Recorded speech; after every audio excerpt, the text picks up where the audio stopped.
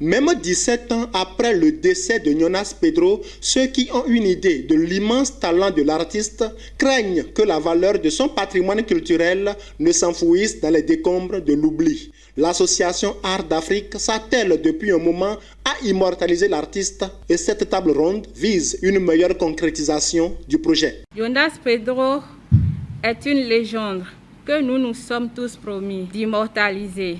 L'association Art d'Afrique que je préside s'est lancée avec l'accord de la famille Jonas Pedro ce défi, dont le mobile principal est l'immortalisation du maestro Jonas Pedro. La mairie de Lokossa est convaincue de la pertinence du projet et le premier adjoint au maire exhorte une massive adhésion des bonnes volontés.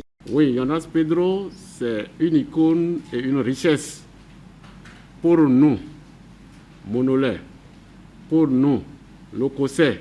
Si Art d'Afrique a jugé utile de jeter son dévolu sur la promotion de ce genre d'artistes, je saisis en même temps cette occasion pour nous demander tous de bien vouloir accompagner l'ONG à pérenniser cette initiative pour que cela aille au-delà des océans, pour que cela puisse devenir la caravane Jonas les années à venir. L'immortalité de Jonas Pedro sera une source à laquelle la jeune génération pourra s'abreuver, selon le préfet du Mono, pour qui cette table ronde devra déboucher sur des solutions concrètes.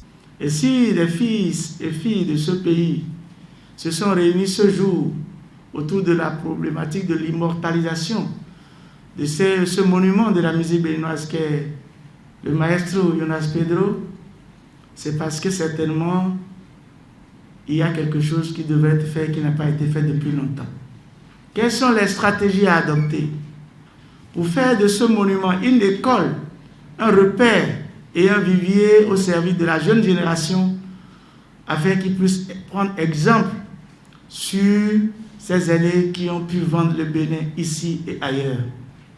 C'est l'autre facette de la réflexion à laquelle vous êtes conviés. Cette table ronde fait partie d'une série d'activités dans le cadre du 17e anniversaire du décès de Jonas Pedro.